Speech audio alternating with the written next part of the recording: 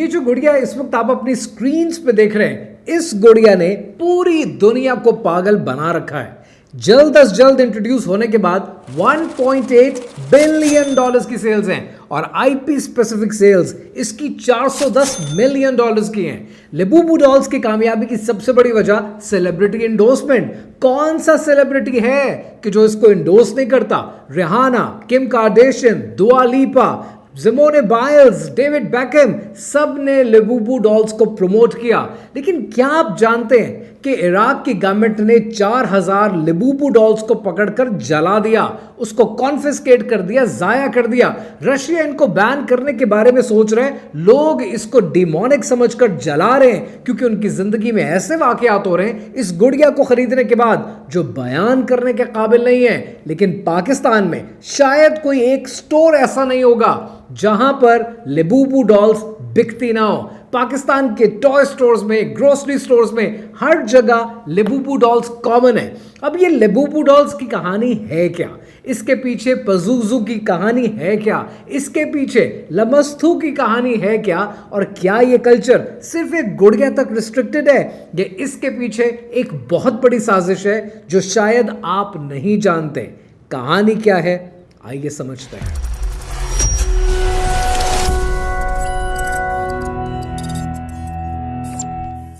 मार्च 2025 में एसएनएल का इवेंट होता है और एसएनएल का ये इवेंट देखने के लिए पूरी अमेरिकन कॉम अपनी टेलीविजन स्क्रीन्स के साथ जुड़ जाती है।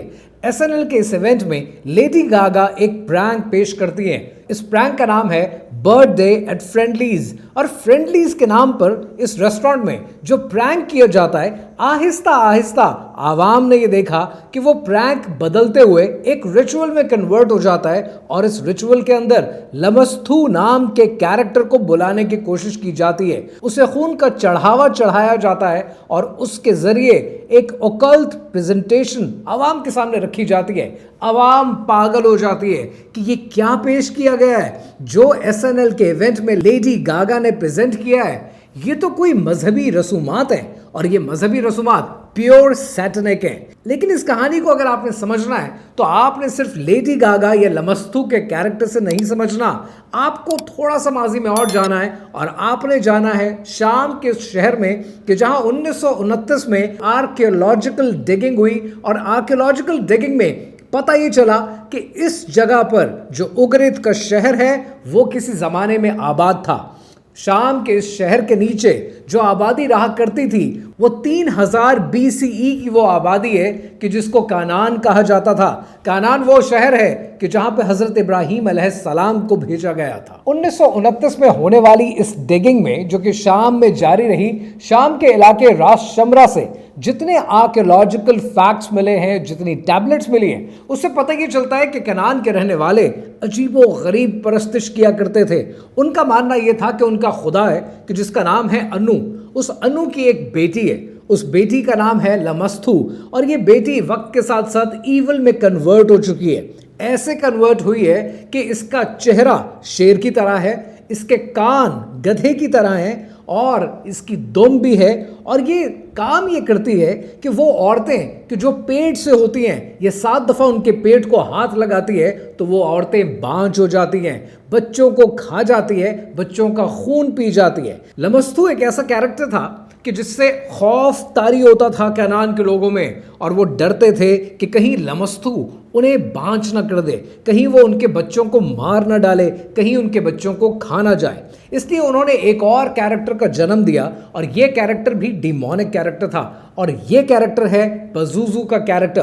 पजूजू डिमोनिक भी है, डिस्ट्रॉयर भी है और गार्डियन भी है। यानी वो प्लेग लेके आता है, प्लेग की बीमारी फैलाता है जिससे न सिर्फ लोग मर जाते हैं लेकिन लोग बच भी जाते हैं लमस्तू की बुराइयों से। So at the same time this particular character of Pazuzu is destroyer and guardian at the same time। अब लोग लमस्तू से बचने के लिए पजूजू जैसे डीमन के पीछे चलने को तैयार हैं। अब ये 2 कैरेक्टर आपने थ्रू आउट कहानी में याद रखने हैं। पहला कैरेक्टर है लमस्तू का and the other character that you need to remember is पजूजू। अब थोड़ा सा कहानी में आगे चलते हैं। 3000 BCE से कनान से हम आए 1929 में, और 1929 में शाम में आपने देखा कि शाम में रास शमरा के इलाके में जितनी आर्कियोलॉजिकल डिगिंग हुई है वो इन्हीं चीज़ों की तरफ निशानदेही करती है। अब थोड़ा सा कहानी में आगे आते हैं और आते हैं 1973 में। 1973 में हॉलीवुड की एक फिल्म रिलीज होती है। इस फिल्म का नाम है द एग्जॉर्सिस्ट। ये एग्जॉर्सिस्ट की फिल्म है तो हॉरर फिल्म, लेकिन ये आने के बाद बॉक्स ऑफिस पे छा जाती है। इस फिल्म में दिखाया क्या गया? इस फिल्म में दिखाया यह है कि रेगन नाम का एक कैरेक्टर है जिसके सोल को पोजेस कर लेता है। कौन? पज़ुज़ू। और पज़ुज़ू का कैरेक्टर एक बार फिर पॉप कल्चर में मेन स्ट्रीम में इंट्रोड्यूस कर दिया जाता है।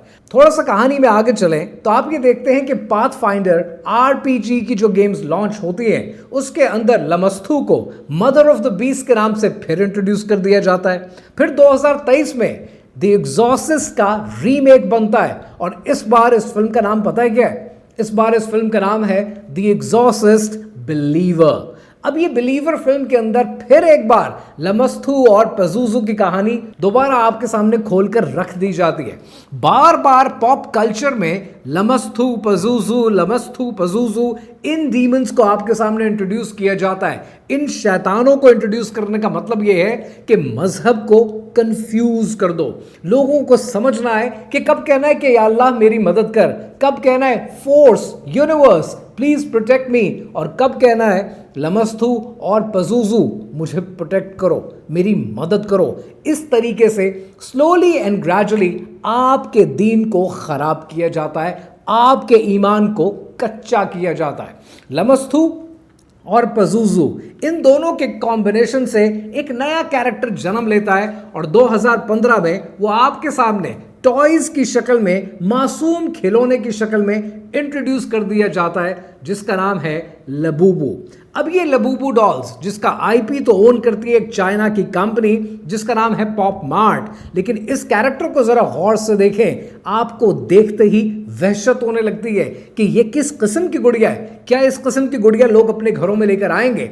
लेकिन जब से ये गुड़िया इंट्रोड्यूस हुई है, जिन जिन लोगों ने इसको खरीदा है वो इसको जला रहे हैं, वो इसको फेंक रहे हैं, क्योंकि पज़ुज़ू नाम के कैरेक्टर, पज़ुज़ू नाम के डीमन की हरकतें उनकी जिंदगियों में शामिल होने लगी हैं।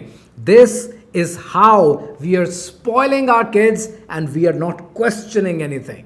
1.8 बिलियन डॉलर्स की सेल्स, 410 मिलियन डॉलर्स की सेल्स। अब यहां पर डेफिनेटली आपका एक सवाल बनता है कि भाई गुड़िया होगी कितनी कोई मशहूर हो जाएगी कि उसकी इतनी सेल्स हैं? द पॉइंट इज कि ये सारी स्ट्रैटेजी इनके बेचने में है। अगर आज आप पॉप मार्ट के किसी स्टोर में चले जाएं और जिस तरह एप्पल के बाहर फोन खरीदने वालों की लाइंस लगती हैं, बिल्कुल उसी तरह पॉप मार्ट के बाद लबूबू डॉल्स लेने के लिए लाइन लगती है। लेकिन आप कभी भी अपनी मर्जी की गुड़िया नहीं ले सकते। अगर आपका नंबर भी आ गया तो 1:72 है, यानी 1.72। आपको नहीं पता कि कौन सी गुड़िया निकलेगी। हो सकता है जो आपको चाहिए हो, जिस रंग और नस्ल की गुड़िया आपको चाहिए हो, वो आपको ना मिले, लिहाजा आपको फिर से खरीदना पड़ेगा और एक बार फिर से खरीदना पड़ेगा। और ये गुड़िया ब्लैक में अलग बिकती है।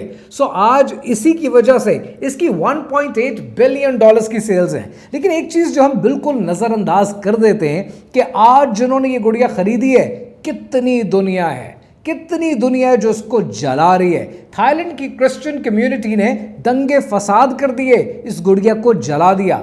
इंडियन कमेडियन भारती सिंह ने इस गुड़िया को जलाया कि जब उनके बच्चों का बिहेवियर बदल रहा था इस गुड़िया को खरीदने के बाद। इंडियन इन्फ्लुएंसर नताशा गांधी ने इसको जला दिया कि जब खानदान के अंदर उन्होंने ये देखा कि बीमारियां फैल रही हैं। अब यहां पर एक सवाल है, वो सवाल ये है कि ये बीमारियां फैल रही हैं, बच्चे बीमार हो रहे हैं, ये कहानी क्या है? ये कहानी उस शैतान के चेले को बुलाने की है कि जब आप पज़ुज़ू को बुलाते हैं, जब आप लमस्थू को बुलाते हैं और इन दोनों के कॉम्बिनेशन से आप लबूबू को क्रिएट करते हैं। क्योंकि कनान के लोगों का मानना था कि लमस्थू बच्चों को नुकसान पहुंचाती है, उनका खून पी जाती है, औरतों को बांझ कर देती है, बच्चों का अगवा कर लेती है, और उसको प्रोटेक्ट करने के लिए, उससे मुकाबला करने के लिए पज़ुज़ू वो कैरेक्टर है कि जो प्लेग फैलाता है, इंसानों को मार देता है। जब दो शैतान के चेलों को आप मेन स्ट्रीम मीडिया में रोजाना कोट करेंगे तो रिजल्ट क्या निकलेगा?